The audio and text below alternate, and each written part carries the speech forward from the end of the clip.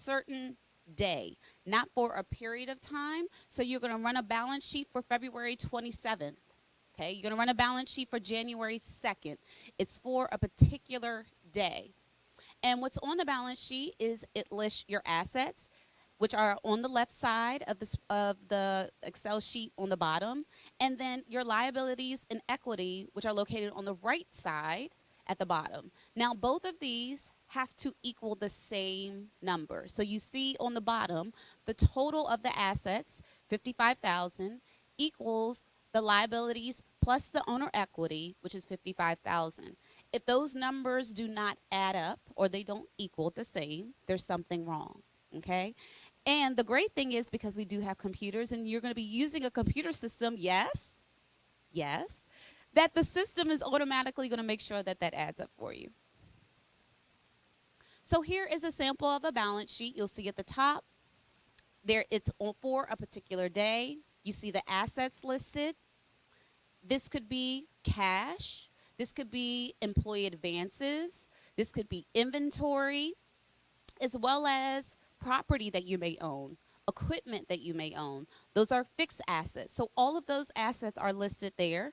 You see the total in the middle, and then you have your liabilities, accounts payable, things that you owe, any long-term liabilities, things that are more than a year that you're still paying off, note payables, and then you have your equity at the bottom, and you see the total of the liabilities and owner's equity equals the total assets.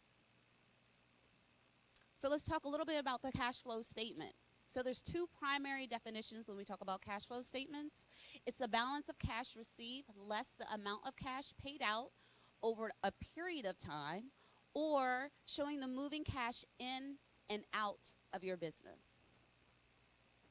So with a cash flow projection or cash flow statement, this is a financial statement used to assumptions of your forecast. So the company's cash flow in and out. So we want to see what's coming in and also what's going out. What's the future cash flow? Okay, so we can do a future cash flow for a 12-month period. We can do it for a year. We can do it for 3 years. And then we also see and learn how to project cash, what's going to come in, what's expected to come in during a certain period of time, and what's coming out.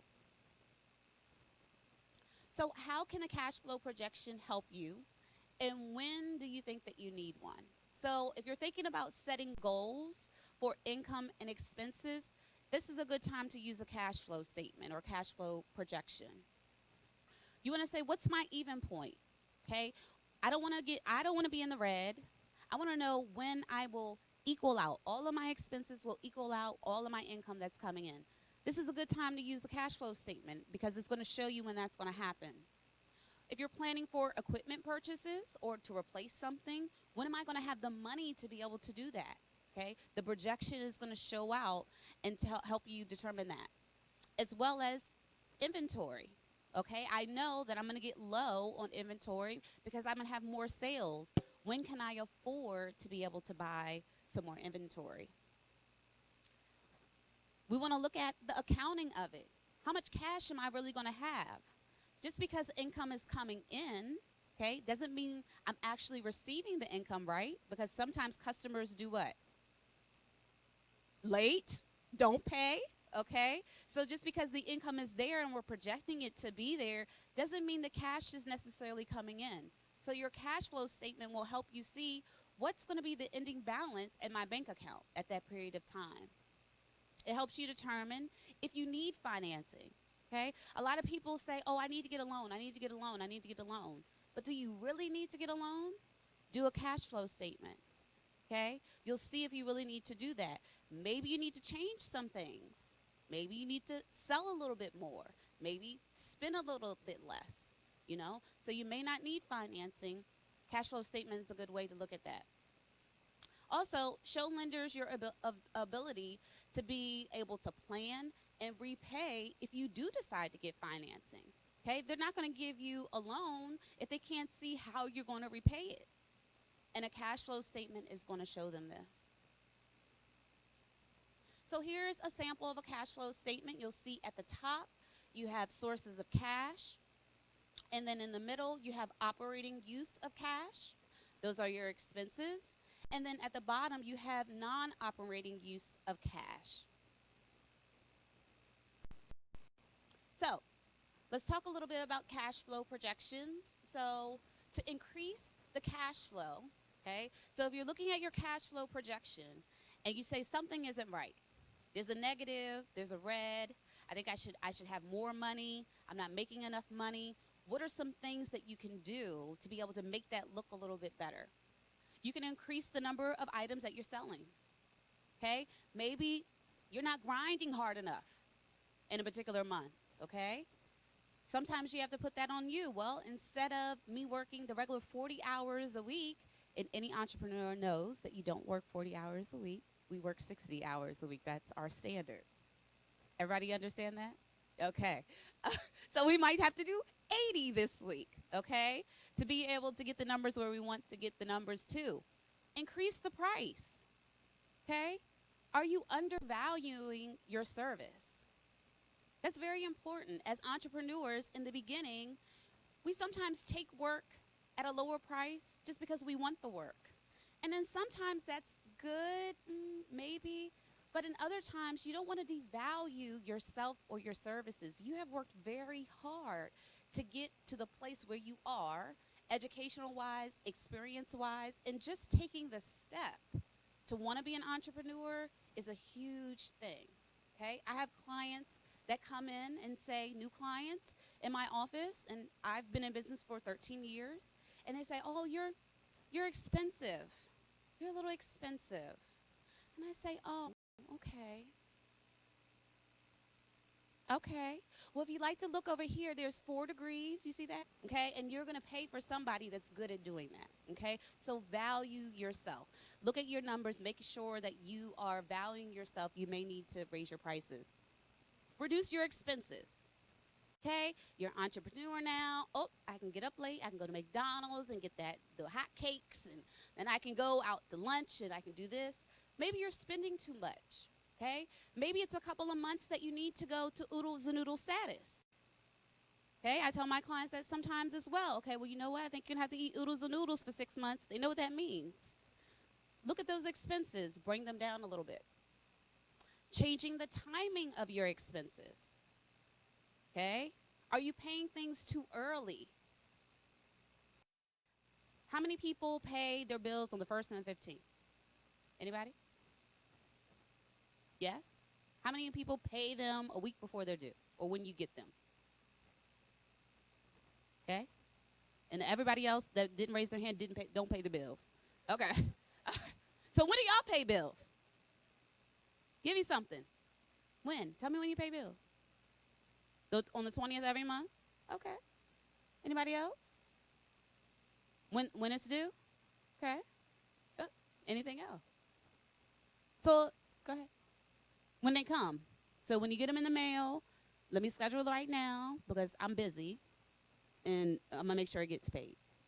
Okay? So the bank account looks good that day, then I'm going to pay it. If it don't look good that day, then I'm going to wait until it look good for the whole month. Okay? Okay? Okay? So when you think about your bills, you get them early for a reason, okay? They send them to you. I want you to know that you have a bill coming so that you can pay it in a timely fashion, okay? So I'm going to give you an example. You get your light bill, okay? It's due on the 30th. Well, we're close to the 30th. Say it's due on the 15th, okay? And we're going to use your scenario. I get the bill. I'm going to pay it. I need lights. I need to see, okay? Next week, your car breaks down. I don't have no money because I paid the light bill. Because I turned the heat up. I needed to feel like Miami. It was cold outside. My light bill was high. But you don't have the money to fix your car. If you would have waited to pay the bill when it was due, you may have had the money to fix your car. So say you waited. I still haven't paid the bill. Went and got the car fixed. And you know when you go get your car fixed, what you thought was a problem wasn't the problem. It was that problem plus 5 more other problems that makes it unsafe for you to drive this vehicle. Are you sure it's unsafe? Yes. So now I got to spend more money. Okay, but my light bill is still due on the 15th. What happens if you don't pay your light bill on the 15th? I'm sorry? It's past due? Are your lights on? Okay. Now we're going to go to the 30th. 2 weeks from now. What happens? Are your lights on? Yes. Okay. The 15th of the following month, what do you get? Another bill, right? What color is it? Yellow. Okay. Is the light still on? Yes. You have a late fee, probably. How much do you think the late fee is? $35. Okay. Another car broke down. I don't know. Something else happened. Is your light still on? Okay. The 30th of the following month comes. What happens? Disconnection notice. What color is that? Pink. Okay. Is it disconnected at the time when you got the pink letter? No. Okay, so we'll go to the next 15. Now, I think I done went about 30 days. 60, 90. Okay, I'm close. Okay. Is the light still on? Yes. You see what I'm saying? I've had all these things happen that I could have managed my cash flow if I paid bills when they were due. Because life throws us unexpected times where we have to make decisions. And guess you had a late fee. Yes, I probably sent them $20 in between just to make sure, but the reality is my lights never went off. And I had to pay, maybe 2 late fees of $35, $70, just to make sure that I had another $2,000 in my bank account so that I could get my car fixed so I could continue to work. Okay, so think about things like that, okay? Don't always pay your bills when you get them. Don't pay them on the 15th or the 1st. Don't pay them on the 20th of the month. Pay them when they ask for your money, okay? All right. So, another cash flow, save money by having the right amount of money in the startup period, okay? So you could put in all your expenses in the cash flow statement and say, this is how much I'm going to need every month. This will then determine how much money do I need to start off with. Because in the beginning, when we start business, we don't make money automatically. We need to know how much money we need to be able to get through. You might need to obtain other sources of cash, such as a line of credit, okay? So this isn't money that you automatically get when you get the line of credit, but when you need the money. So you may need, on our cash flow, you know what? May looks like it's going to be a little tricky, and November looks like it's going to be a little tricky. So we'll use the line of credit during those time periods to be able to pay back once sales goes back up, and then we'll use it again and pay it off. You might want to think about reducing or changing your owner withdrawals. Yes. No, don't interrupt. Go ahead.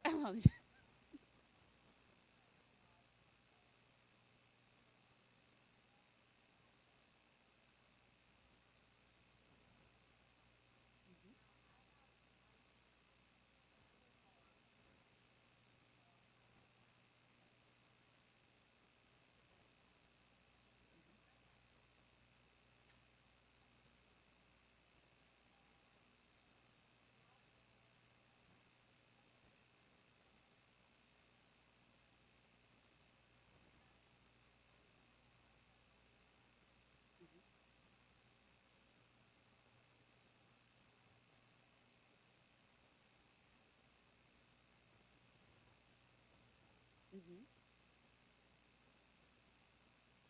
So her question was, she is currently using business credit cards, lines of credit, to help with the cash flow, but she has used the line of credit up to almost to the maximum amount, which is now affecting her credit score. And she's heard about good credit and bad credit. How does she get around it not affecting your credit score and being able to still, is that more so your question?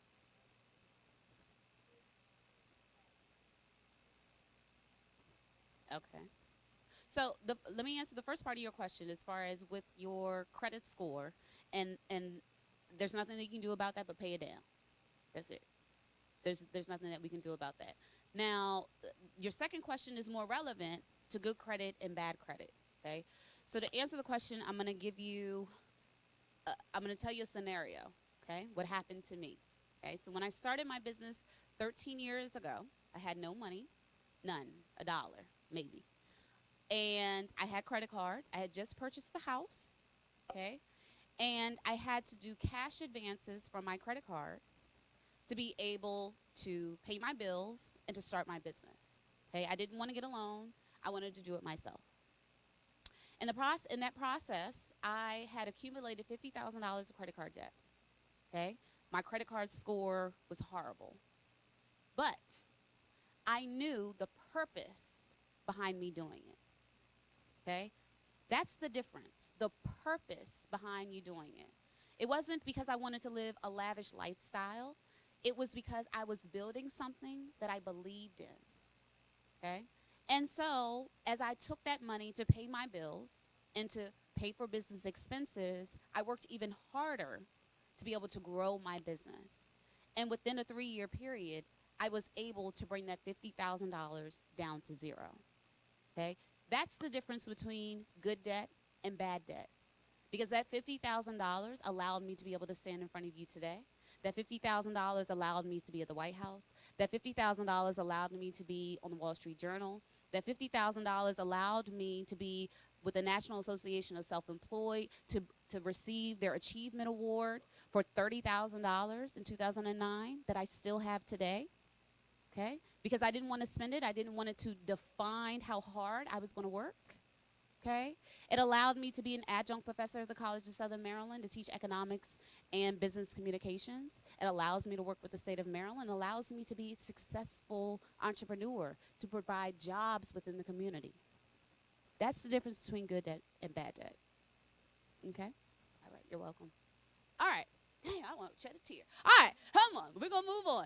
Buy inventory from a vendor at a lower price. Okay, maybe you're spending too much. Do a little research. Sometimes what's fast and in a hurry that you get isn't always the best. Do your research. Make sure you're getting, the best pricing for what you need. Obtain credit from a vendor. Okay, so a lot of vendors will let you buy things on credit. Okay, that may be an option. You don't have to pay it immediately. Establish a policy to get paid sooner by your customers. So maybe you're doing net 30. Okay, things are due in 30 days, but hey, offer them a discount if they pay in 15. Offer them a discount if they pay in 10. Hey, if you pay now, I'll give you 15% off. Okay, that's how you manipulate your income. So let's talk about profit and loss statement. A profit and loss statement measures the revenues and expenses over a period of time. It also tracks how profitable you are, whether the business is making a profit on what it's actually selling. So the P&L statement shows how successful the buying and the selling process is being managed. It measures the ability for your business to grow and repay debt, and also it helps to support you. So the P&L is the most important report from your accounting software program. Okay, I'm going to repeat that. The P&L statement is the most important report from your accounting software program. Why is that? Why is that?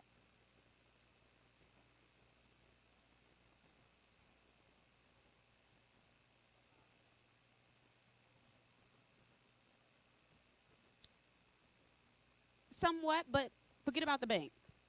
Because if you're not on top of it, the bank don't want you. Why is that important to you? Accountability, okay? If I'm doing what, absolutely, okay? So there's something called accrual accounting and cash accounting, okay? Accrual accounting is showing what you've been actually billed out to a customer, okay? I billed a customer today. It's not due until next month, okay? Or I bill a customer today and they pay it today, cash. I get the expense today. It's not due until next month, and that's when I pay it next month, is accrual, because I will account for it when I receive it, okay? You account for it when you bill it. That's accrual. When it's cash accounting, you only count it when you receive the money. So if I billed a client today and I don't receive it until next month, in accrual accounting, I would account for what I billed that client today. In cash accounting, I won't account for it until I actually receive the money from the client. Okay?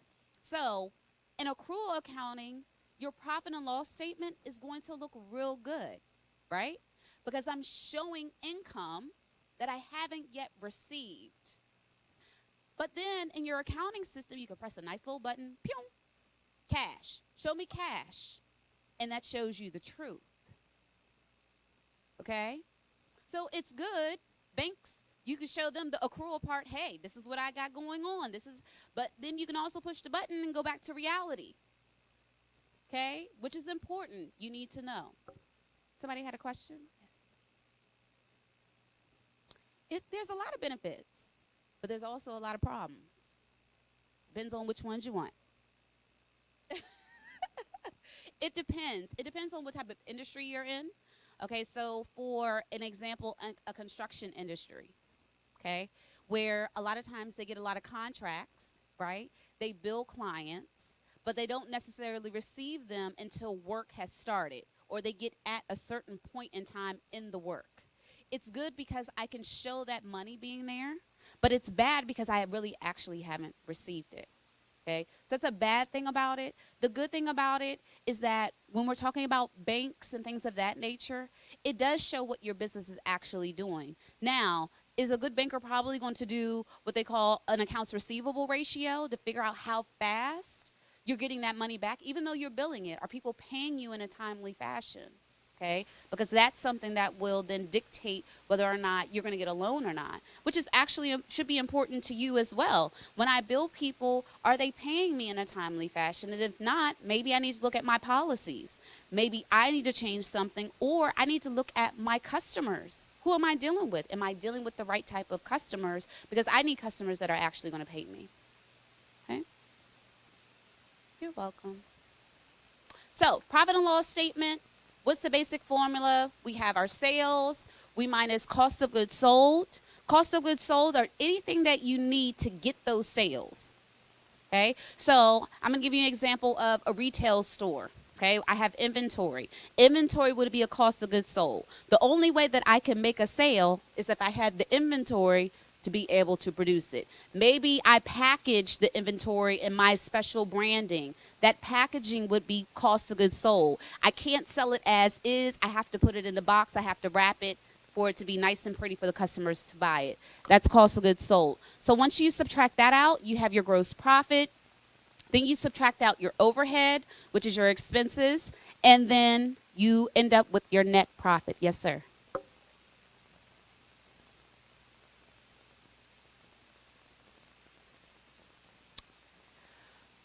If you're doing services, 9 times out of 10, you're not going to have a cost of goods sold.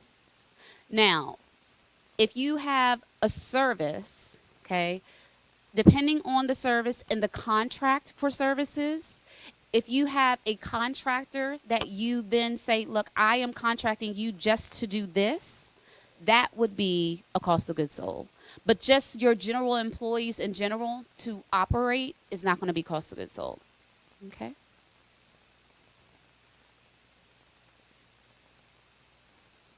Give me the real example. I'm going to give you the answer.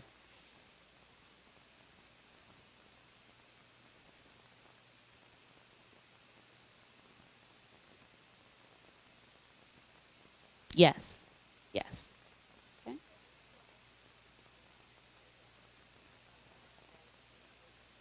Anytime. So the key thing that he said was government contract. Okay, so he is billing this in particular person to be able to get the money from the government. Okay, so without this in particular person, he would not get the money from the government. You see what I'm saying? That's the cost of goods sold. Now, if that employee goes and does some work on another client or something else, or kind of does some other things for you, then that would be overhead. Okay? Any other questions? No? Okay. So let's talk about what happens with the net profit. What can you do with that? So once you get to the net profit, then you start to take out money. Okay?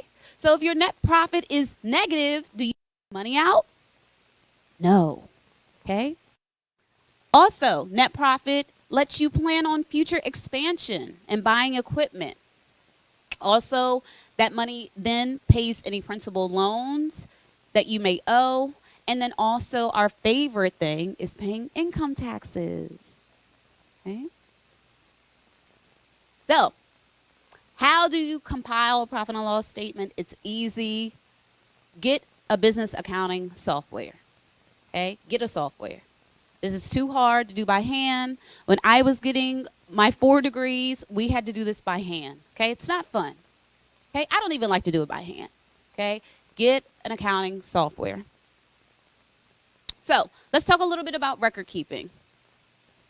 So record keeping is very important for small businesses, whether you're a sole proprietor, whether you're a partnership, or whether you're a corporation. It doesn't matter. Record keeping is important. So what is record keeping? It allows you to orderly and discipline your practice of storing your business records.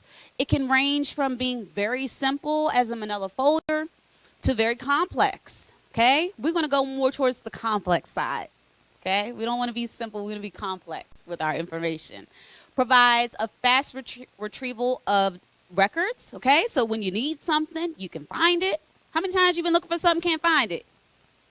Okay, business, we don't want to be like that. We want to be able to find what we need so we can spend less time and more time on what? On our business. Okay, update on an ongoing basis, and remember, good records, both personal and business, are important. So, again, why is it important? Business operations. We need to be able to track the details. Okay, somebody asks us a question about our business. They want to see information about our business. We got to have the records to be able to give them an accurate response. It allows us and helps us with planning, as well as legal things. We need to keep all contracts, license and permits, payroll and personnel information, contractor information, local, state, and federal taxes. All of that information. We need to keep everything. So business operations and tracking the details. We're talking about customer records. We want to keep that information. Sales records, invoices, we want to keep that. Any correspondence that you've had via email, different things that you've received. And of course, when we're talking about our inventory, we want to keep those records as well. So, what records, if any, do you keep already? What do you keep already? Nothing. Nobody keeps nothing. Receipts, okay. What do you keep? Okay. Copies of workshops you attend. What else? Tax returns. Contracts. Anybody else? Notes from previous years. Okay. What planning records do you keep to help you plan? Projections. Okay. Business plan, very important. What else? Anything else? Okay. What legal records do you keep? Not the mugshot. All of them. Anything. Okay. Great answer. Everything. What tax records do you keep? All of them. Okay. Same answer. All of them. Very important. Anything that is a possibility for the clink clank, keep it. Okay.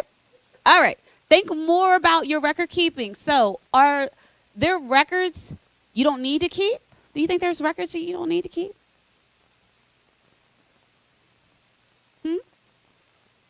Any records you can think about you don't need to keep? Wrong. Keep everything.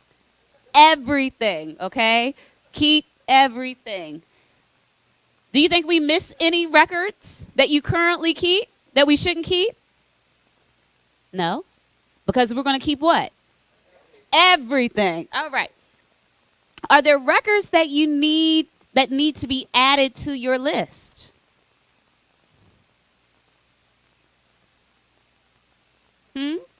Yes, the answer is everything. But are you keeping everything? Okay, that's what I want you to think about. Are you keeping everything? I always tell my clients, they always come, well, I don't know if I should, do I need this? Do I not need this? And I say, what? Keep everything. Okay? Let me tell you that I don't need it. Okay? Don't waste your time trying to figure out whether or not you need it or not. Okay? Let the professional do that. Let them tell you, you know what? No, I don't need this. Or still keep this, but don't bring it to me. Okay? Keep everything. What areas of record keeping do you feel needs your attention currently? Organization, very important. Anything else? Yes. Oh, it's overwhelming. That's why you need an accountant. That's why. Mhm. Okay.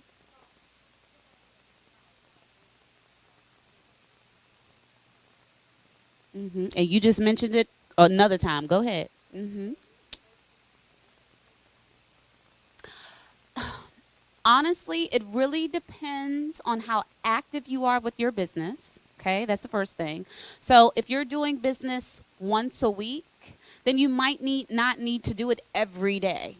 Maybe you do it every other week. Okay, it depends on how active you are. But if you're doing stuff in your business every day, you should be doing it every day. Every day.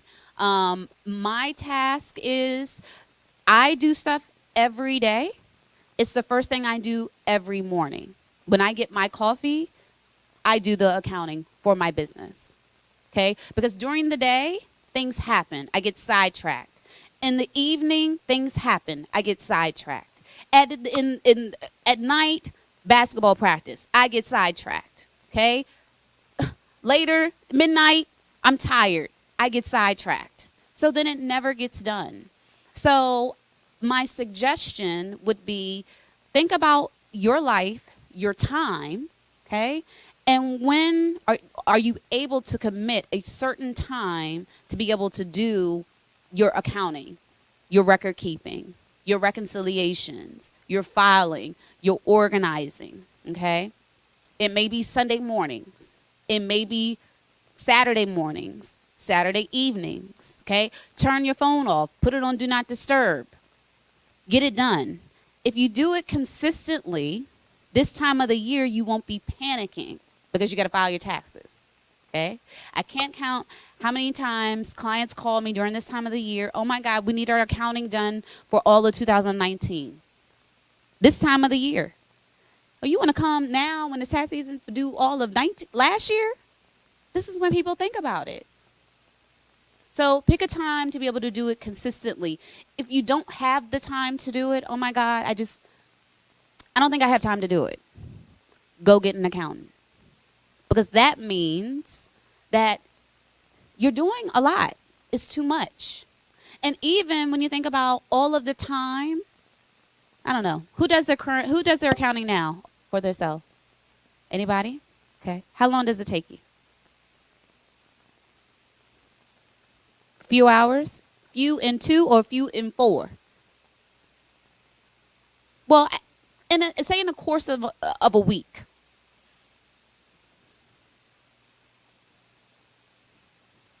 Okay. Okay. Well, how long does it take you? A good day. Okay. And what could you be doing in that day? How much money could you be making in that day? You know, if you had an accountant and say, I got to pay them, $700, $600, whatever that amount is, think about that time, that day, that 8 hours, that 4 hours. What could I have been doing to make money? Okay? This is often what people ask me about, small businesses and when they're starting to grow and, hey, oh my God, I think I need an assistant. I think I need an assistant. I'm pulling my hair out. How do I justify it? Think about how much time you spend doing stuff you have no business doing, where your time is better spent on making money. Okay? Example, I go to my conference room, this is what you da da da da da da da, and people try to pay me. Nope, I don't take money. I don't take money. My time is better spent doing what I do. There's people in my office that run credit cards, that get you to sign the paperwork, that greet you, give you coffee and water, and I don't have time for none of that. You're with me for my brain, okay? And that's the only thing I want to do with my brain. No, can I talk to Tiffany? Sure, I get on the phone. Hi, I want to make an appointment. Hold on. Transfer, okay? My time isn't for appointment making. There's other people where their time is dedicated to that. My time is to do what I'm good at. So think about that. Think about the time that you're using to do things that you may not necessarily have an employee for, but need to offset to the attorney, offset to the accountant, offset to someone else so that you can spend time doing what you're good at. Okay? Yes, go ahead.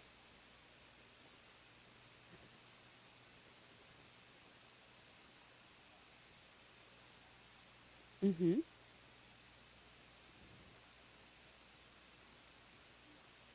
Yes. Mm-hmm.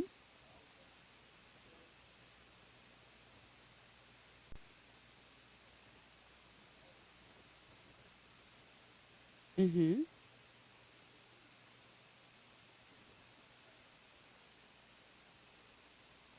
Absolutely. Absolutely. And it's super important that everybody is really here now getting this, because a lot of small businesses feel like, you know what, I'm so small, I don't need a lawyer, I don't need an accountant, I don't need these people, I can do it myself. And the answer is no, you can't. Hey, you can't. And the same way that you need insurance on your car to be able to drive it, you need an accountant to be able to be successful in your business. You need an attorney on file to be able to be successful. Because when things happen, you need a quick and efficient answer, not Google. Yes,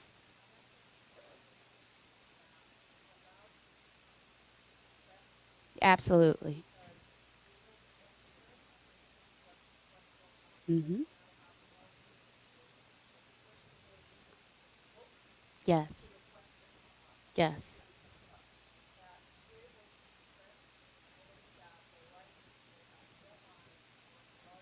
Hmm. Yep, absolutely.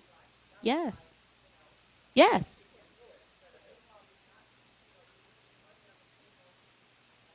Hmm. Absolutely. You know how many clients I hear, oh my God, when I got the IRS letter, okay, tensed up, okay, new clients. But anybody you receive, you should receive that with ease. Okay, well, I don't even know what it is. I'm not even gonna look at it here because my time isn't spent on this type of thing. My time is spent in the bakery. My time is spent being an engineer. My time is spent doing whatever it is that I do, not this other stuff. Not that it's not important, but we all have to know what we're good at doing. Okay? So here are some examples of record retention. So when we talk about time cards, you want to keep them for about 2 years. Personnel files, you want to keep them for about 3 years. Any contracts that you have, 4, as well as inventory. Things that you should keep for 5 years. Any personnel insurance reports. Checks and accounts payable information, invoices and receivable, payroll reporting, you should keep that for 6 years, and anything that deals with retirement plans, annual statements, or any auditor reports, you should keep them indefinitely. So, record keeping tools we'll talk about. We're going to talk about simple tools, paper tools, tickler systems, computer systems, cloud computing, which consists of accounting and file hosting. So paper tools, this could be file folders, hanging folders, cabinet storage, accordion folders, all the above. Keep them all. One is not better than the other, use them all. Okay? Tickler systems, this system is normally used to remind you of upcoming events such as quarterly taxes, any license renewals, insurance reviews and renewals, upcoming bills and callbacks. We don't really use tickler systems anymore. What's our tickler system now? Our phones, calendars, okay? So use that diligently. I always tell people, if it's not on my calendar, I don't know what's happening. Okay, every morning at 5 o'clock, I get a summary. What's going on today? Okay, and I look at it. If it's not on there, I'm sorry, reschedule. Computer systems. So in addition to the paper tools, okay, so not just paper tools, we want to use paper tools. In addition to, it takes up less space when we keep things on the computer. It's faster and easier. A lot of time there's internet transmissions. We can keep them right in the files. Many businesses and government agencies allow the use of the internet. Yes, everyone does nowadays. Learn to grow into computer systems over time and be sure to back up your files daily. Okay, if you are storing stuff on your hard drive, please make sure you back that up, or you have a separate cloud program that you keep your information, because it's super important. Going into cloud computing, use the internet to store, manage, and process data versus your own personal computer. Again, if it crashes, if it's on the cloud, you don't have to worry about it. As far as accounting is concerned, it's offered by accounting software companies. So there is accounting software that is cloud-based, okay? You don't have to actually buy the software to download on the computer. You can use the software in the cloud. It is often recommended. I recommend it to all of my clients. I will not work with any client that does not use cloud-based, okay? So you want to think about that as well when you're talking to accountants. Ask them what type of software that they use or the capability to be able to use, because if you come to me with an actual software that's on your computer, I will tell you we have to convert it. Otherwise, I can't help you. Okay? No need to buy software upgrades if you're using a cloud base, okay? A lot of times they sell you software, it's good for 2 or 3 years, you update it, and then all of a sudden they stop servicing it. Why is that? They want you to buy the next version, okay? But with cloud version, there's no updating. Everything is automatically updated. Yes, you probably pay a monthly fee, okay? But over time, if you add that up, it's probably almost about the same as the software version that you're actually buying for the computer. In addition to that, you will never lose your information, and that's actually priceless. No loss of data when the computer crashes, and then, of course, you can access your data from anywhere. After tax season, I leave for a month and a half. I'm on the beach answering emails, okay? I'm sending financial statements from the beach. It's wonderful. Okay.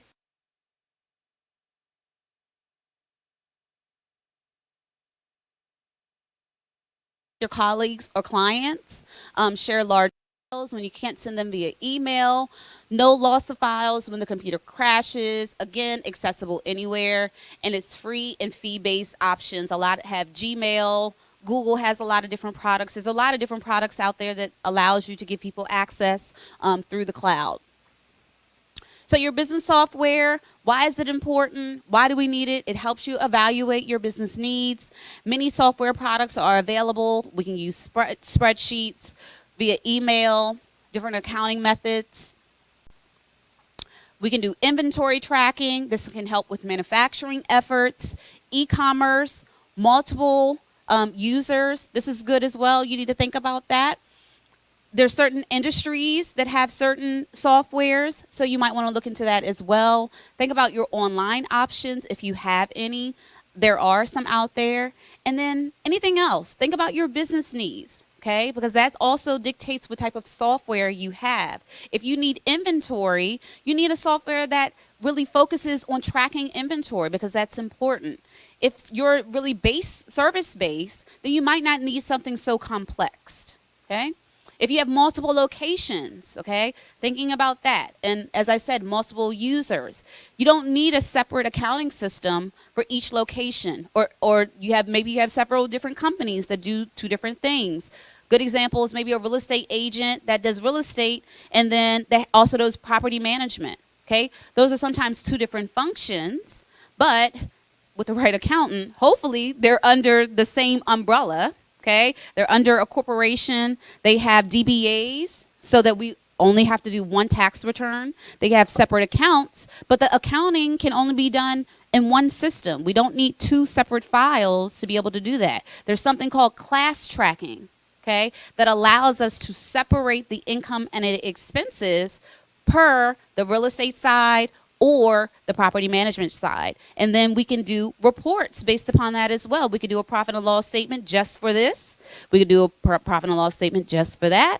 Or we can do a profit and loss statement that shows the both of them together, how profit they are. So again, another reason why an accountant is important, a computer system is important, the accounting of it is important, because as you start to grow and things start to happen, there may be things that we can do to help you simplify them. Yes.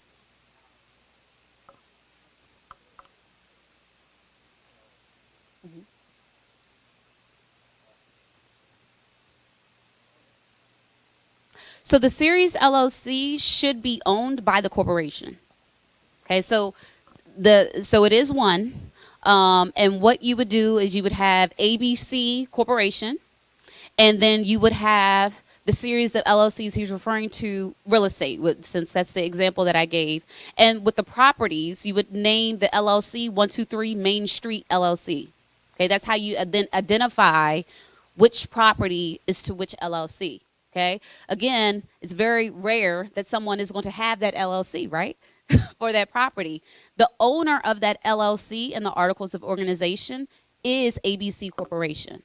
So that at the end of the year, we're filing one return, okay? Even though we have multiple LLCs. Unfortunately, with the state of Maryland, we can't get out of, because you have an annual report that has to be done for each LLC. We can't get out of not doing one for each individual and paying them $300 for that. Sorry, can't get out of that. But as far as the reporting of it, it can be done under one, as well as the accounting. And it will be done with class tracking. So business software and the email, of course, we use email to communicate with clients, employees, suppliers, vendors, contractors, etc. You know, we even use email to, stay in contact with our children, mother, father, everything. We use a local computer or webmail, our phone. We keep good records by creating email filing systems. Again, if you're ever in any legal type of trouble, battle, everything is always good in writing, right? Have it in writing. It's always there. Spreadsheets, you can use them to track information such as clients, inventory, sales, employee time sheets, etc. With Excel sheets, you have a matrix of rows and columns, so we can go far into AA, AAAs if we need to. It's frequently used for financial what-if scenarios, so we're trying to figure out something, what if, we'll use Excel sheets. I use Excel sheets for a whole lot of things, okay? So it's often very useful outside of the accounting software. So with accounting, very important, helps us track business financial records such as sales, expenses, inventory, and assets. Many advantage is to reduce errors. A lot of times if you're trying to do something in the system, it won't let you do it if it's not right. Now, when I say that, it will let you do something and it's still not right, okay? Just because it saves and it works doesn't mean it's right. Doesn't mean you put it in the right place. The computer system can't think for itself, so sometimes you have to do some of the thinking. It's a lot faster because there are things in there that you can link them to your bank account, link them to your credit card, so they'll download information for you, less information you have to put in. It's mostly inexpensive. Normally with the cloud base, you can get an online system for maybe $15, $20 a month. Fairly inexpensive to not lose your financial information, and it will definitely keep you better organized. As time goes by, these online systems get better and better. Now they have a way for you to actually, if you're entering an expense from IHOP and you have the IHOP receipt, you can take a picture of it and download it into that transaction. So the receipt is actually right there with the transaction. So it's getting better to be able to help us and move faster within our business. So key points that I want you to remember: use record-keeping tools that work for you, okay? Everything I said may not work for you, which is fine, but use what works for you. And then also your business type. Like I said, In general, we went over a lot of general things for all businesses, but for certain businesses, there may be more things that you need to do or less things that you need to do. So it really depends on your business type, your size, okay? So some things that you're doing now when you're a small business, as you start to grow, you can't do that. Okay? So keep that in mind when you talk about your financial. And then the complexity. Okay, as you start to grow, as things start to change, so will your financial information and the way that you're doing things. Always evaluate your business needs before purchasing any software or doing anything for your business, okay? Make sure you have the money and the capacity to be able to afford it and to be able to pay for it. And again, start now. If you haven't started doing everything that we went over, start now. It's no better time. It's been a pleasure. I hope everyone had a great time learning about financial information, and I hope you enjoy the rest of the session.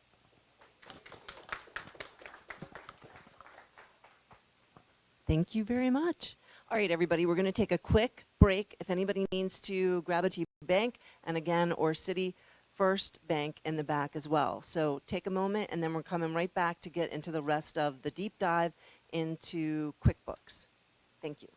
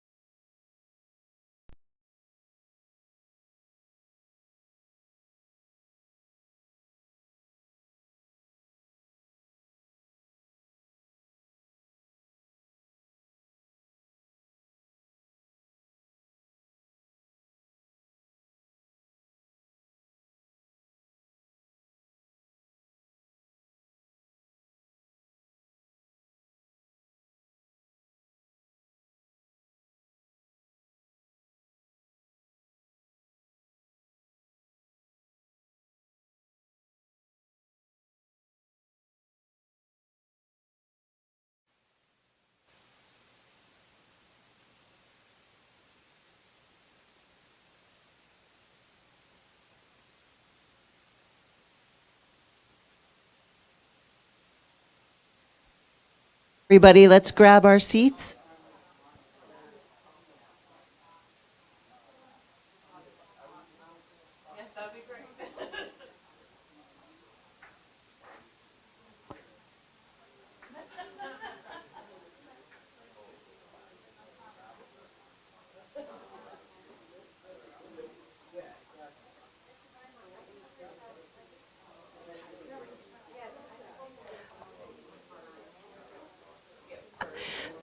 So, this is a good sign when everybody's still talking to each other, right? So good networking going on here. We're going to get started on the second half, which is QuickBooks Online. So thank you. Welcome back, everybody. I want to introduce Andrea Shorter. She's a CPA just around the corner here in Largo, Maryland. And she is a University of Maryland undergrad and graduate student who's 20 years in business here running her own business. And we are extremely pleased to have her here and to give a quick presentation on QuickBooks and understanding how to use QuickBooks to manage your bookkeeping and to help your accountant. So without further ado, I'd like to introduce Andrea Shorter. Thank you. Thanks, everyone. So you all have gone through looking at the balance sheet, looking at the different financial statements and what they represent, and looking at them to help you determine whether you're profitable and those things. So also what's important is the actual processes and workflow. And QuickBooks Online assists with that tremendously. Efficient processes is essential to maximizing time and profit. Have a lot of things going on over here. Proper use of QuickBooks Online can definitely do that. QuickBooks Online automates much of your financial transactions and processing. My presentation is normally an all-day presentation, so I'm providing you all with slides from my presentation sort of piecemeal. The slides I thought were more important for you all being newer businesses. But I'm going to summarize, so basically what I'm going to do is summarize the areas specifically aided in streamlining the financial transaction processes.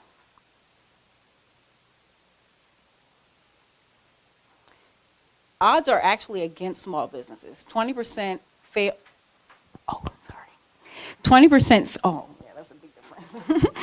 20% fail in the first year. 50% fail in the first 5 years. Odds of success go up to 89% in small business if the small business uses an accounting professional and follows their advice.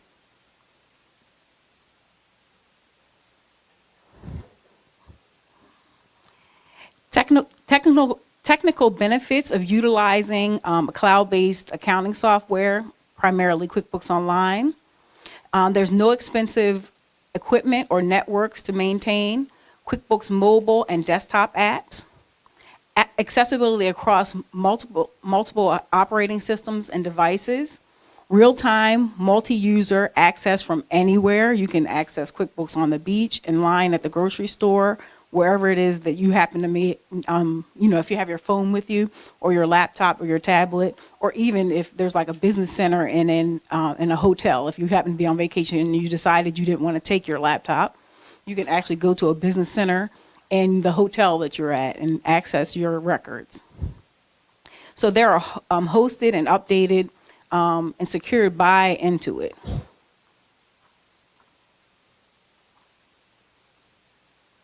So the workflow benefits of QuickBooks Online. There's integrated document management, an ecosystem of apps with seamless integration. QuickBooks opened up its system for other developers to be able to develop and feed directly into the QuickBooks Online system. So there are a multitude of apps that feed directly, seamlessly into QuickBooks Online. Some of those things are like T-sheets where your time tracking, you can actually have your time tracking on your phones. That information is then uploaded however often, daily, weekly, when your pay period ends, directly into QuickBooks. You just hit a button and it imports it directly. Then there are certain apps for inventory tracking, for construction businesses. I mean, basically any type of industry that you may be utilizing. Consulting, there are apps for contact management, billing. If you have a more complicated billing system, they have apps for that as well. It's less data entry. Oftentimes when you like a lot of times attorneys need two different systems, one for billing and one for their accounting. So with the QuickBooks Online, there is actually a software for that as well, where it feeds directly in. So there's no double entry of the actual transactions. And then previously when QuickBooks had a desktop version, you had to basically export a segment of the software so that you could give it to your accountant, and then you really had limited access to your accounting until your accounting system, until the CPA actually gave your file back to actually be able to update certain things.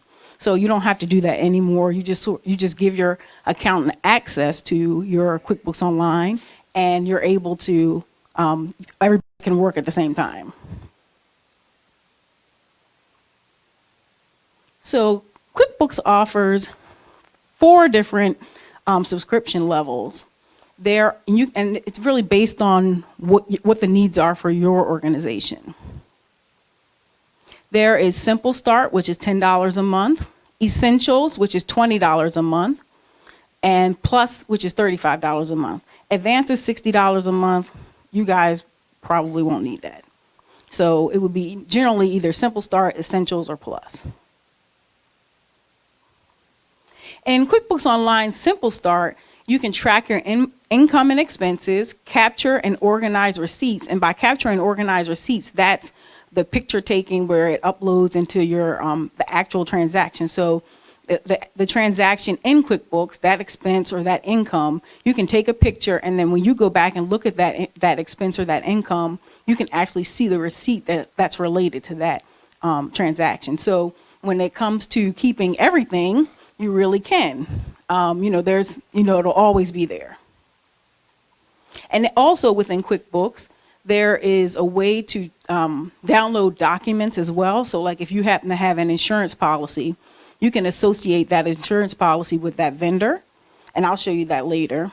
So that, you keep the paper, you can keep the paper, but you also have that actual insurance policy right there in QuickBooks. So if you happen to have a question, the monthly amount doesn't look right, all of a sudden it's a different amount. You can go back and look in your documents section in QuickBooks Online and look at the actual document and realize, oh, it's a year, the year is over, and within this contract it says it goes up to X amount of dollars, and that's why it's increased. And you did all of that without moving from your computer. Also in QuickBooks Online Simple Start, you can maximize your tax deductions by actually being able to find your receipts. Oftentimes you don't get to use certain deductions because you weren't able to find the receipts that related to it. You can invoice and accept payments, run basic reports, send estimates, track sales and sales tax. Within QuickBooks Simple Start, you only have 1 user access. You still have 2 accountant users, which is generally your outsourced accounting firm and maybe your tax preparer or your bookkeeper and your outsourced accounting firm if they actually do your taxes. And there's 20 plus standard reports. And again, that's $10 a month. QuickBooks Online Essentials have all the above things that we mentioned for Simple Start, but in addition to that, you can manage your bills through accounts payable, and that you enter your bills within the QuickBooks Online, and then they just sort of sit there until you're ready to pay them. You can you can run a report that shows all of your bills, and you just like Tiffany was talking about, where you can kind of manage your bills. That report is there, and you can kind of see the due dates, when they came in, and that type of thing to determine when you actually want to pay them. QuickBooks Online Essentials also as recurring transactions. That could be recurring bills or recurring invoices. So if you have a client that you pay monthly the same amount, that invoice would automatically generate. You can also set it up so that it automatically sends, which is what I do. So your invoicing process, it's tremendously easy if it's, if you're able to do that. And even if the amounts change, but you bill that particular client monthly, that bill can be still recurring, and then all you have to do is change the amounts. And if you're using a time tracking software, the invoicing, if you're like, let's just say it's a bill, it's hourly billing for that particular client, you can actually pull over the time tracking, the hourly time that you've associated with that client directly into that bill, and then hit save and send. Again, track time. You can actually track time in QuickBooks Online Essentials. Unlimited users for the time tracking. Track billable hours by customer. I just mentioned that. Multiple users. You can have up to 3. And 40 plus standard statements, standard reports. So there are additional reports that are. So your profit and loss, your balance sheet, accounts receivable aging, meaning like any bills that are invoices that are still sitting out there. Your accounts payables aging, which is also any bills that you have to pay that are still out there. It's a whole report. And your profit and loss by customer, meaning, by each of your clients. You can have your profit and loss, the revenue and expenses that are associated with it. There's a multitude of reports. Your time activity reports, that would be one that would be in QuickBooks Online Essentials because it does have time tracking. It's a more reports than you probably would need, but it offers the flexibility. Oh, and the question was, what were the standard reports?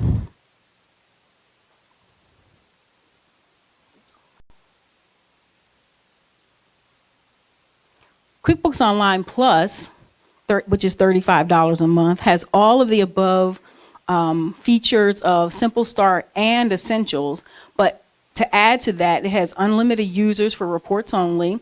Sometimes there are people in your organization that might need to have just the reports. They don't need to have any of the additional information. Let's just say they're doing billing for something, and they would actually have access to those reports and be able to utilize that, but they don't need to see how much money you're bringing in or anything like that. QuickBooks Online Plus also offers purchase orders, class and location tracking. That Tiffany was talking about class tracking when sometimes you have a multiple organizations, but they kind of do the same thing, real estate and then being a realtor. That's the class tracking she was talking about. So if that was something that you needed, then you would need to utilize QuickBooks Online Plus, and I'm saying that for you guys. Tracking inventory using FIFO by location and class. So that's if somebody is a retail store or someone that actually has inventory. Inventory bundles, projects. If you are like a consultant and you have different projects, and you may have the same, like let's just say it's for Prince George's County government, but there are different projects. This utilizing QuickBooks Online would allow you to track each project. So you may have 5 projects under the same customer. And there's still benefits of being able to track your income and expense for each project. Also with QuickBooks Online Plus, you can prepare and print 1099s. For me, that alone, for most of my clients, is where I aim them for QuickBooks Online Plus, because being able to print the 1099s directly from the QuickBooks Online is essential. Otherwise, you have to go by you have to actually input the information. QuickBooks Online Plus actually pulls all of the transactions that were related to that particular vendor and generates an online 1099 for them.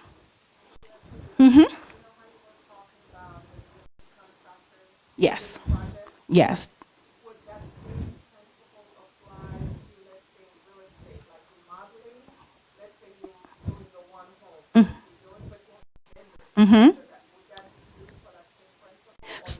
So the question was, would we utilize class tracking for different vendors? So I wouldn't say that we would use it for different vendors because the vendors themselves can be tracked separately. But what you could potentially use it for is if you had like, let's just say you had 123 Main Street, and then you had ABC Green Street. So those particular properties would be tracked. Yes. They also could potentially be a project if you were, let's just say, a construction company and you were doing the renovations for that, those certain properties. They also could be tracked as projects depending on, how your business is utilizing it. Oh, I'm sorry. Yes, a 1099 is very similar to W-2s in that W-2s, everybody understands what that is. Their employees get that to tell how much money they made at the end of the year. A 1099 is actually what your subcontractors made at the end of the year. And you are required to provide a 1099 to anyone that made over $600 that is not incorporated, that provided services to you. So your accountant, your attorney, any subcontractors, your website developer, any of the subcontractors that may have done work for you. $600. Any other questions on that?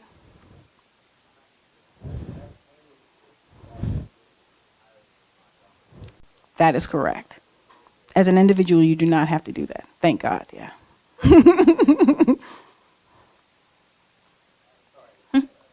Oh, let me say what it was so that everyone can hear it. So the question was, do you have to do that for individuals? You only have to do that if you're a company that's set up, not for individuals.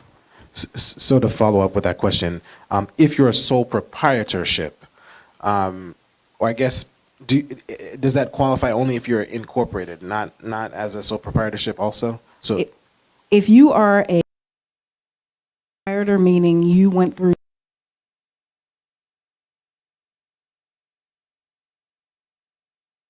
yes, you're required to do it. Any other questions? Okay. Also on QuickBooks Online Plus, you can prepare budgets, which is, I think, really essential as well. I mean, I generally aim all my clients to QuickBooks Online Plus because there are things that they may decide they want to do, and actually upgrading is not even worth the $15 a month.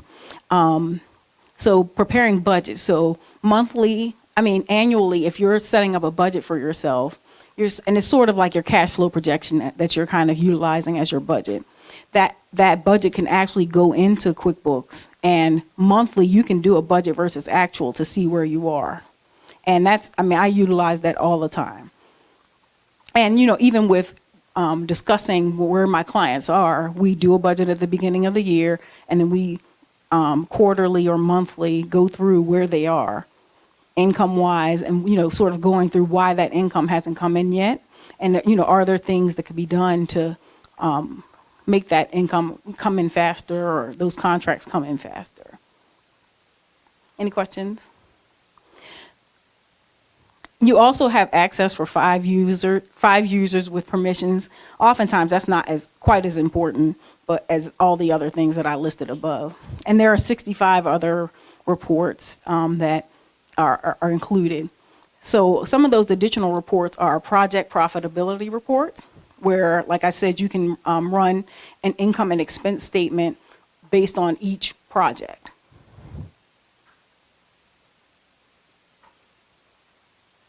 So which QuickBooks Online would you use? So this example number 1 is for a Simple Start client.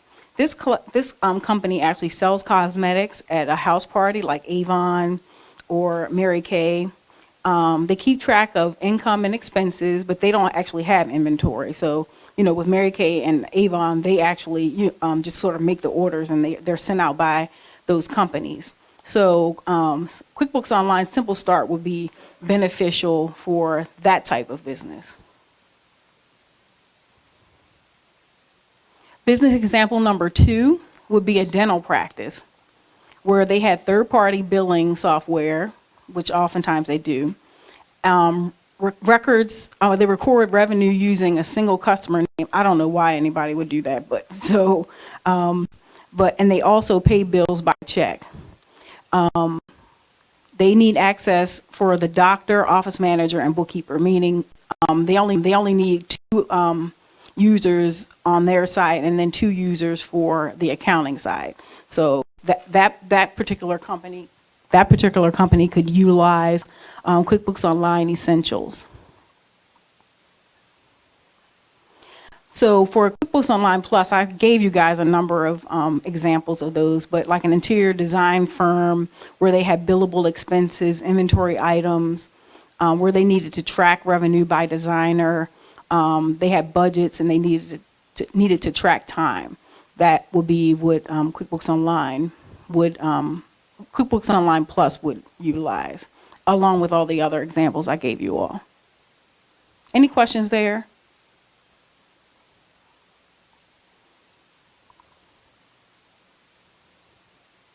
Okay.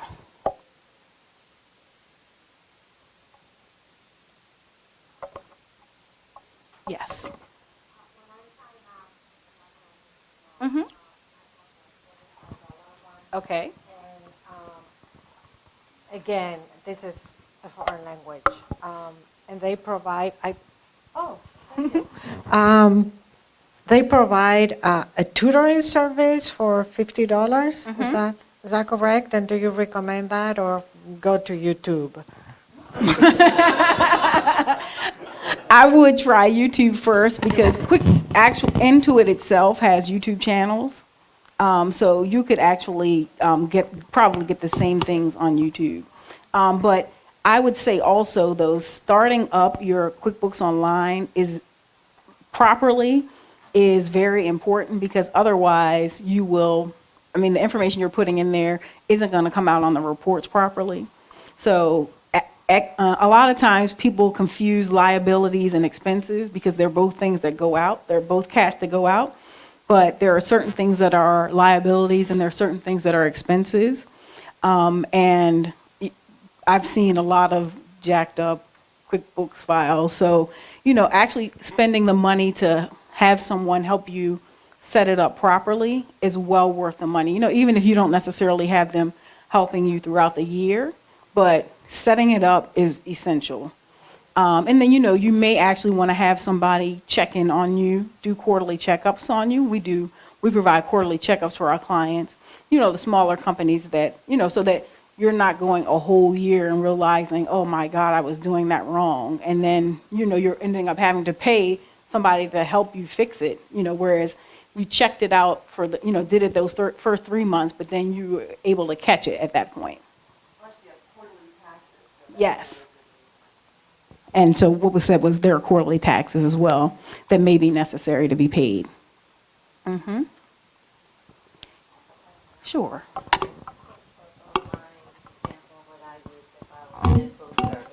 Hang on one second. Okay. Say that again, please. Which QuickBook Online would I use if I'm in food service? So you're actually buying the food and preparing it? Yeah, so I would say QuickBooks Online Plus, because that will be inventory. You would need the inventory for that. Mm-hmm. Mostly I'm going to say QuickBooks Online anyway, because even if there's like one additional thing on there, that $15 a month that you're paying extra is worth it. Like, especially like I said, the 1099 processing, that is worth the $15 extra. Because that's going to cost, that will be the cost of the software that you would need to use to do it outside anyway. Right. So I know we spoke earlier, Andrea, and you do different things. You have different businesses. Yes. So would QuickBooks Online be sufficient for the multiple entities that you may have under your one corporation? No, I have 3 different QuickBooks Online files. I got you. Yeah, and you can do that if they are similar. Right. But my businesses are all different. Okay. I have an accounting firm, and then I have an executive office space, which is commercial, and then I have my residential real estate, which is, potentially could have combined those two, but the houses are owned by different, I have different mortgages and they're all in my name, so. Thank you. Correct.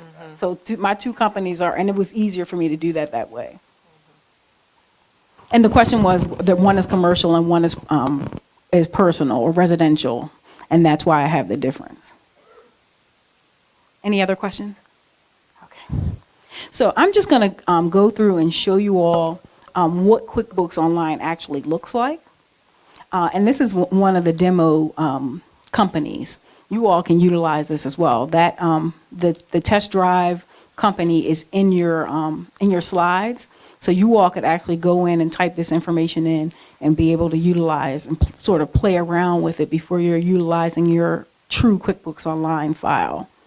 So this is the QuickBooks Online Real Estate. This is the front page that comes up. So you have your dashboard, and you can actually modify this dashboard any way you want to show what you want, and you can do that here. So these things can be moved and adjusted. Like let's just say you only wanted to see your bank accounts. These could be moved. The checking and savings could just be sitting there, and then you just save, and that information is there. It also shows you anything that may be open, so or work that you may need to do also pops up on this front page. And for instance, right here, it says 25 to review.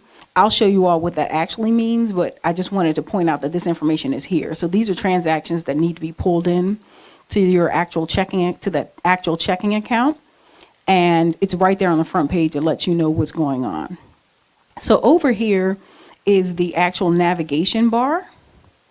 You go from whichever section it is you want from in this section. So it's your banking, your expenses, sales, the projects we were talking about, your various information there. Your workers, meaning your employees or your contractors, any information you need there. Reports, taxes, mileage. QuickBooks Online also helps facilitate you tracking, like if you have a client that tracks mileage, or with your for tax purposes, you need to track your mileage. That information is there. And then the accounting, which has the actual chart of accounts, and the My Accountant section, which is generally the section that we look at.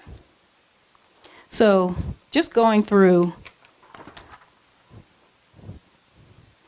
just showing you all the chart of accounts.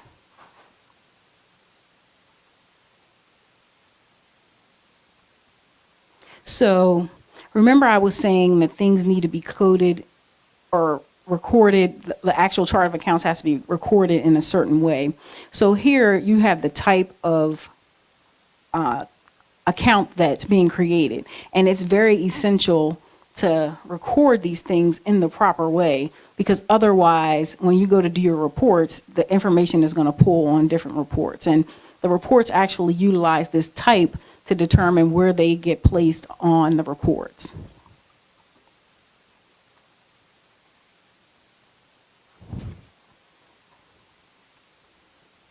Going to the expense center,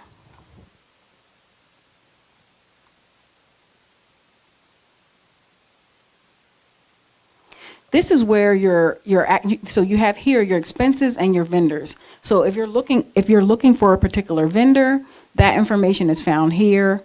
And if you were looking at the actual expenses, that information is found here. If you were trying to create a new transaction, that information, that actual process occurs right here. And in new transactions, you can create a new bill. An expense, meaning an expense is if you've already, like you just paid something online. So you paid your cell phone bill online. You will record it as an expense. With a bill is if you were planning on paying that bill later, and you're putting it in accounts payable, and so that information would get recorded here, and it would be recorded on your accounts payable report. And then once you determined that you were going to pay that bill,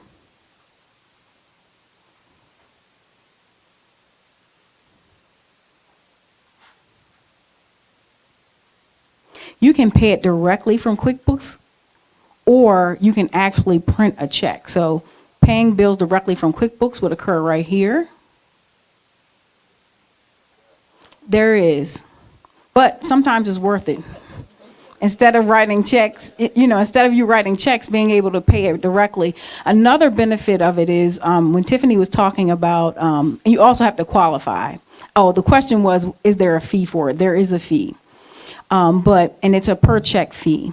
But if you're trying to control your cash flow, you can actually, like let's just say you decide you want to process your payments on the 1st and the 15th. You can say, okay, I'm processing this, but I don't want this to be processed until the 23rd. So, or the 1st of the next month. You can dictate when it is that you want the transaction to be processed. And you really don't have to deal with it twice a month.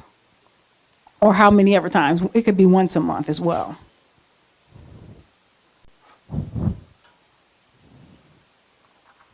So actually, printing checks would also be done here.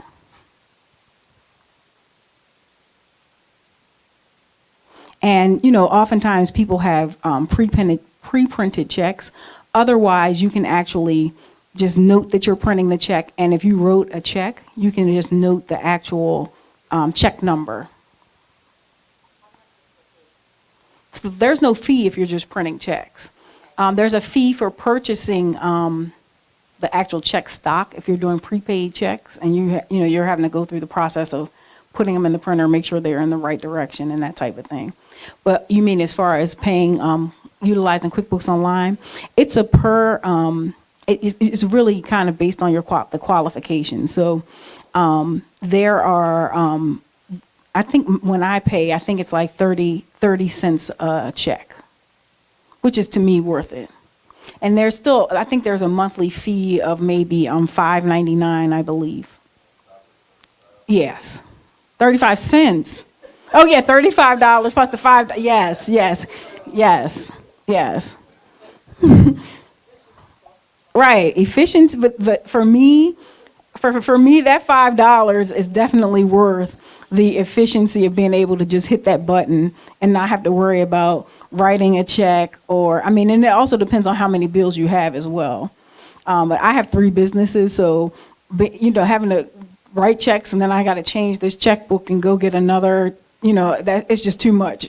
For me, it's just, I go through, pay, close that company, go down to the next one, pay, and, then I'm done and I go back to making money.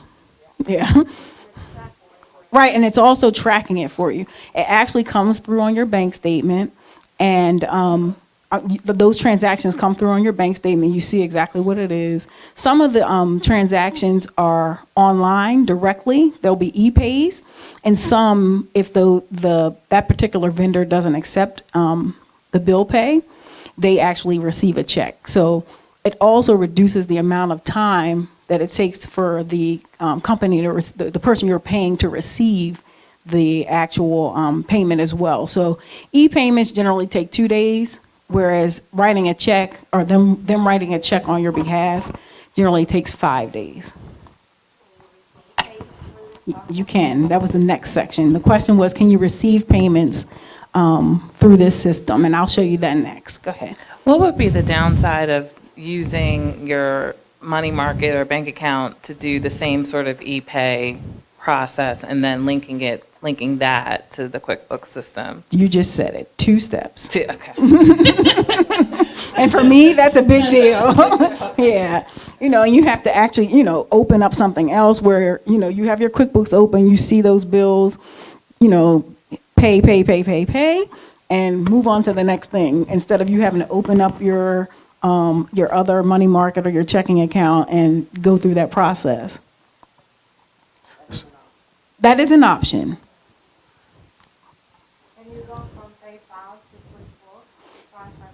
There's a link.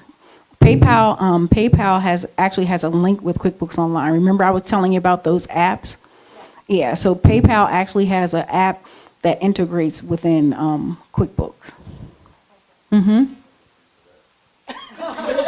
There's no fee for that. No, there's no fee for that. So I have a two-part question. Sure.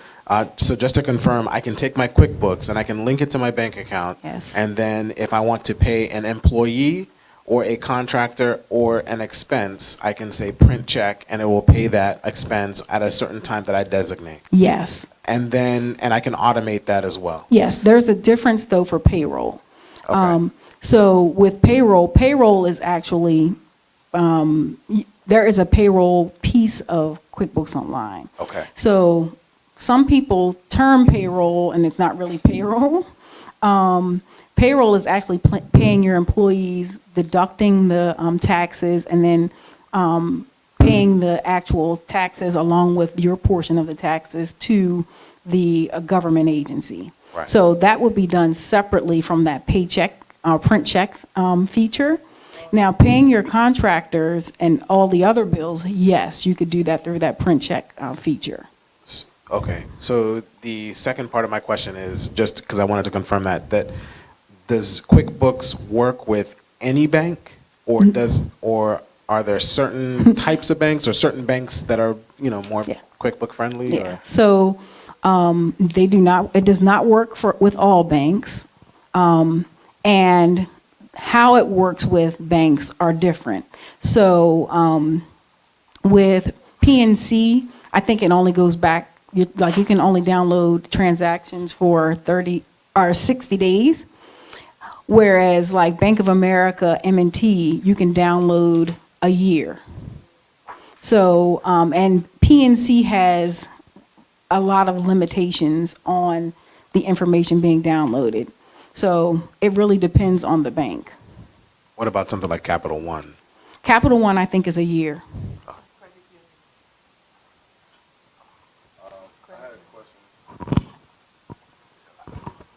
Question Sure. about the qualification process you said.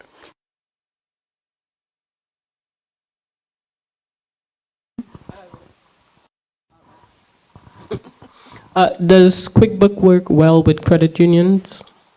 It depends on the credit union.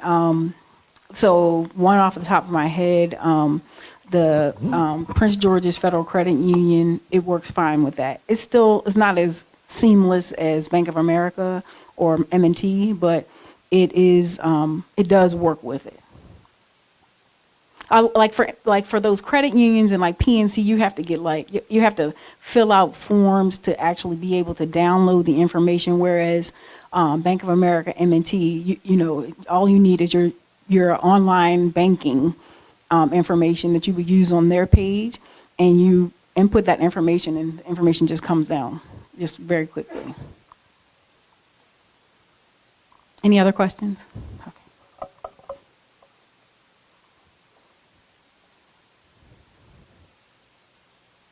So I'm going to go to the banking area since we were talking about that. So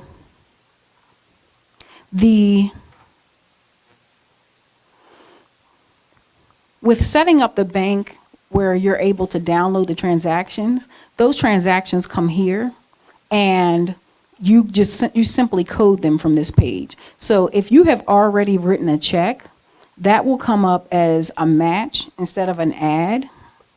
So you see here, here's a check here. So if you've already written a check from your system, it won't be double counted. It actually just gets recorded as a match. And so it matches the check that you already wrote to the online bank feed. Same thing with the deposit. It matches it. If there are transactions that have not come through where let's just say you paid it online, that transaction would need to be categorized here. So we would go in here and actually categorize whatever a rental was. And then you could just simply hit add. And that one that was added, it would disappear from the list. So you go through each and every one of these things. And that, remember, I was showing you on the dashboard where it was saying that you had 23 to review these are those things that you need to review. And so it goes through each of the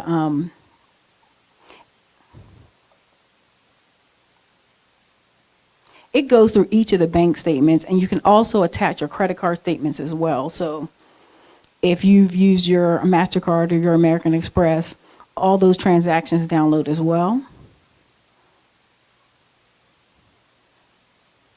And you just simply add or match, and they will, sometimes there may be like two transactions that had the same amount that were near the same date, and it will ask you to actually select which one it was, those two.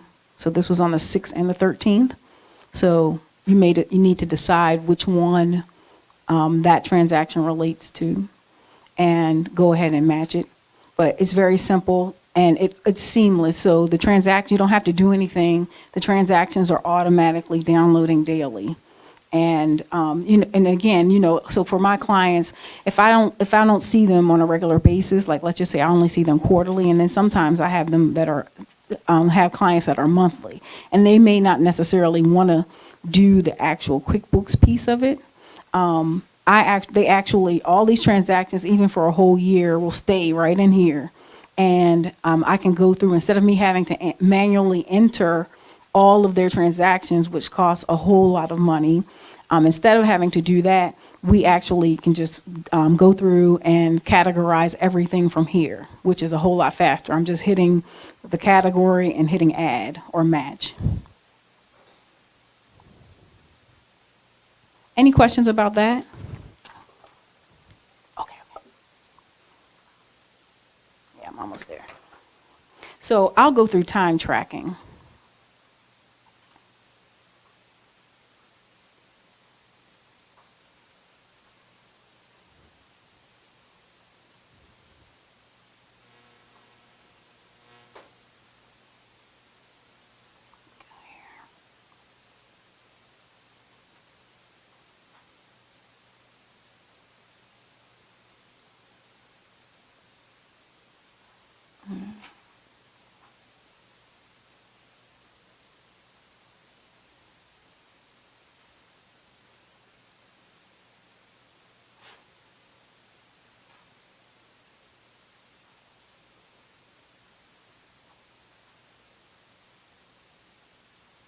Okay, it's not open in the actual test drive. So I will move on to sales and transactions and show you all how entering the actual invoices. You all were talking about, can you actually get paid for the invoice?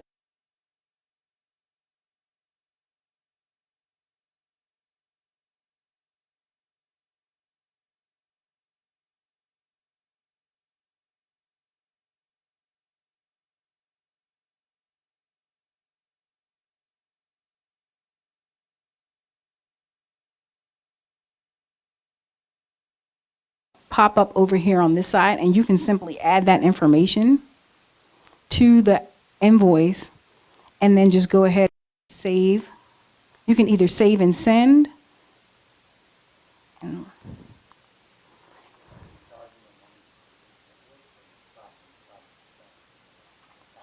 So you're tracking well, it depends. So if you have a fixed rate, if you have a fixed price, you're just sort of tracking it for yourself to see how much time you're spending for that particular client. Some other hourly based clients, you're actually charging them for that time in that invoice. And you go through here and make sure the information here is what you want. The body of the email, the actual subject of the email, and the actual email is correct. And then you can hit save and send.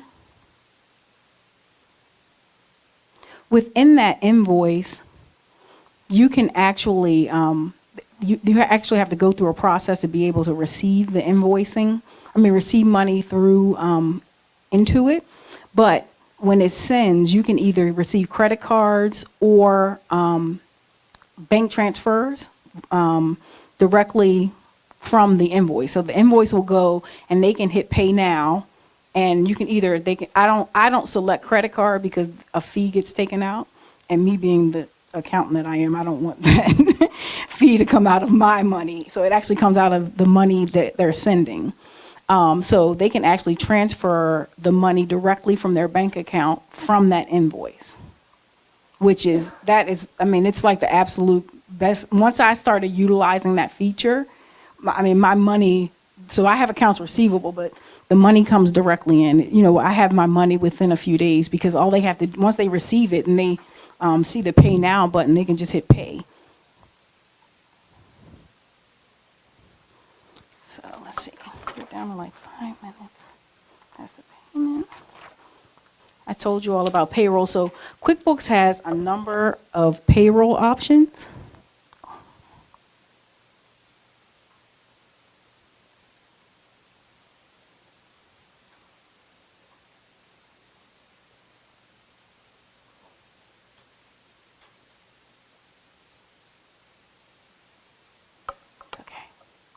So QuickBooks has an online payroll option where it will process the payroll and send it to the people, but to your employees. But it actually, you're actually required to pay whatever taxes are related to the government agency yourself. They also have, and that that feature is fine for if you only have a few employees. They also have a full service payroll where, just like ADP or Paychecks, you put in your information, it gets tracked in QuickBooks immediately, and they actually do everything else. If there are employees that have garnishments, like for child support and things like that, if you utilize the other version, you're required to pay those garnishments that are withheld to those agencies. So if there's like 5 employees that have garnishments, you end up having to pay, write 5 checks to whatever agency that, the various agencies, or if they owed a furniture bill and they were getting their payroll deducted or garnished, you would have to pay all that. So, it would be worthwhile to utilize full service if that were the case. But if you were only paying 1 or 2 people, then utilizing the other one may not be so bad. So I think I only have like 5 minutes left, and I think I went over everything else. Oh, one particular thing I just wanted to point out to everybody is sales tax. QuickBooks also has a sales tax center, and when you're starting your business, you want to be sure and consult with an accountant to determine whether you need to pay sales taxes, because businesses that may not realize they need to pay taxes, like a cleaning service, people that come through and clean the building, they're required to pay sales tax. But you wouldn't necessarily think that that's the case. You would think that a sales tax business would be like a retail business or something like that. So you want to make sure that you consult a accountant to make sure that you're not required to actually pay sales taxes. The other thing, just reporting. Meeting with an accountant to actually determine what reports you should be looking at monthly to determine your whether you're making a profit or loss, or how long an invoice is sitting out there to be paid. You really need to actually meet with an accountant to determine, what your process is for monthly, if you're not going to actually have us go through it with you. Had you have a question? Just for clarification purposes about the sales tax, if I hire a cleaning service for my property, for anything, it's their responsibility to make sure they pay their taxes. Yes. You're not saying that I need to be concerned You don't have about- to be, no.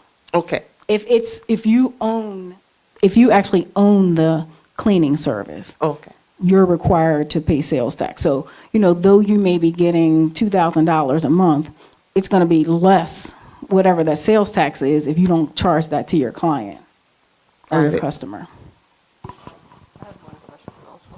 This is for questions, so we're at the questions section. So with the QuickBooks software, does it allow you to do the draw for yourself Yes. as a company? Oh, nice. And that you could either do that by writing yourself a check or, transferring it. Like, let's just say you bank at Bank of America and your personal account is at Bank of America. You can transfer that money. Go ahead. Okay, so I hate to ask you, this is an awkward question, but are there alternatives to QuickBooks? There are. And the reason I ask that is I've worked in 90,000 person firms, I worked in 500 person firms, I worked in 25 person firms. None of them used QuickBooks. Well, see, if they're a larger firm, Yeah, then, I mean, oftentimes they use an industry. like soft- Salesforce or something. Right. Well, Salesforce is generally like for, That's more for tracking yeah. projects. Yeah. exactly, yeah. But you know, Salesforce wants to sell you everything now, so I wouldn't be surprised if they did this sort of stuff as well. Potentially, Yeah. yeah. What, I mean, what are some other alternatives? Because the one time that I had to use QuickBooks to create invoices for, let's say it's like a construction company, the invoice feature was horrendous. yeah, so try it again. They have progress invoicing now for construction companies. And if you set the business up in a way that receives or is able to generate progress invoicing, so it may have been that it wasn't set up properly. Yeah. Yeah. Yeah, I was also a novice at the program, Right. but I didn't find it to be intuitive. Once You you, and that was a while Yeah. ago, so they have made, because I shared the same feeling that you had when I first used it. And then when I went back and looked at it, that, they kept, they were like, try us again. And I did, and I'm like, okay, yeah, no, this is a whole lot better. Okay. Yeah. And again, setting it up properly is important for ease of use. All I see for small, I was just making a comment. All I see for small businesses now is QuickBooks. It's actually an interesting question. Is there another QuickBooks-like thing as opposed to ADP or Salesforce or something else for Yeah, like so a there's large firm? so there's Zero. I think Zoho has a actual accounting software, but I mean, yeah. But QuickBooks is the standard or go-to for a small business type of a thing. I would think so. I know earlier and again in the past classes, you all talked about the value of what we provide. Yes. Is there a system in place in QuickBooks where we determine what our fees should be, like how we should get paid, even if we don't have enough to get paid, like we're in the red?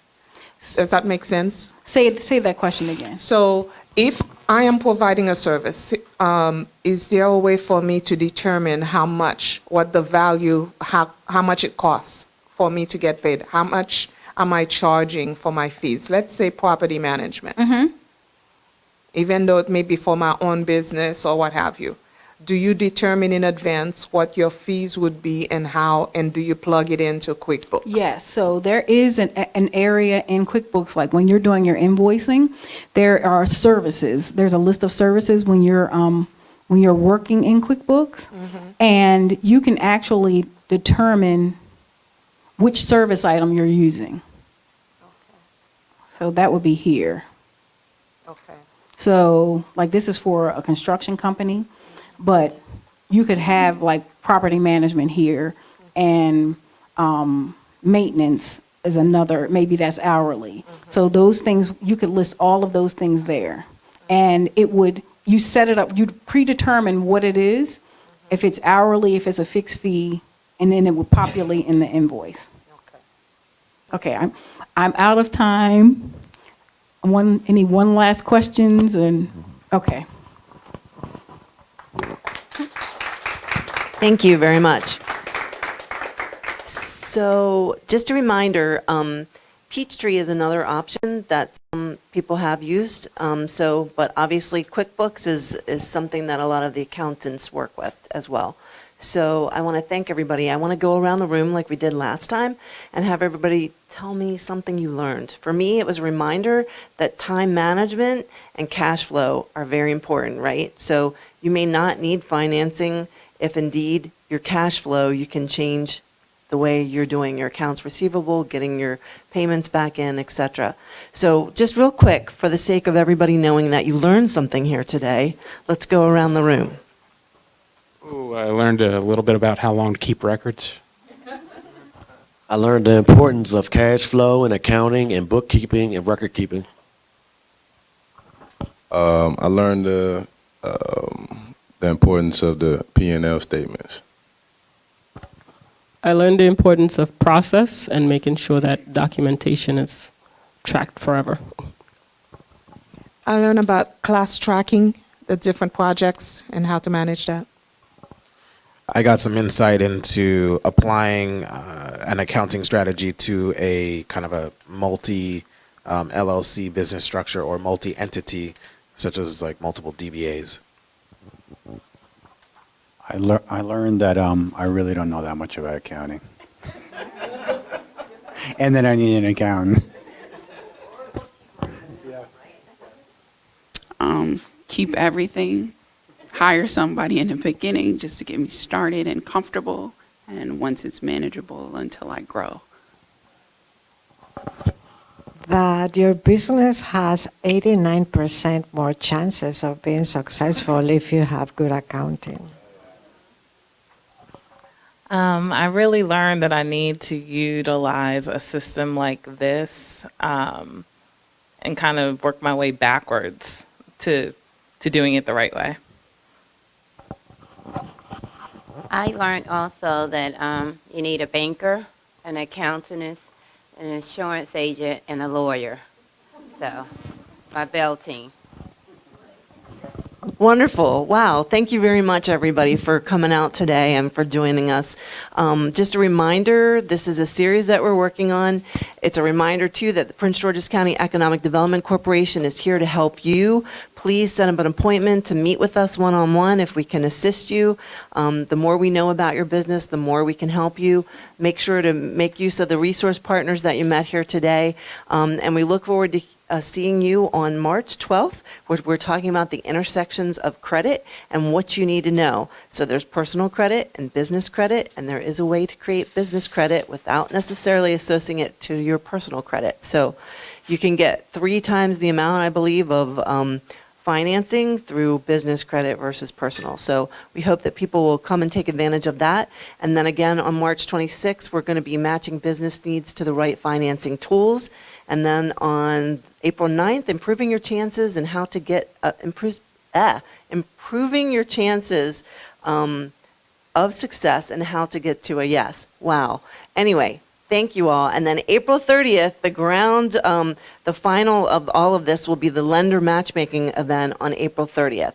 So we're going to have lots of lenders and different types of financiers out there for that program. So spread the news. You're in the room where you need to be. You're the smart ones because you understand you're in business to make money. And in order to make money, you need to track your money and you need to know, are you, is your product priced the right way? Are you managing your cash flow?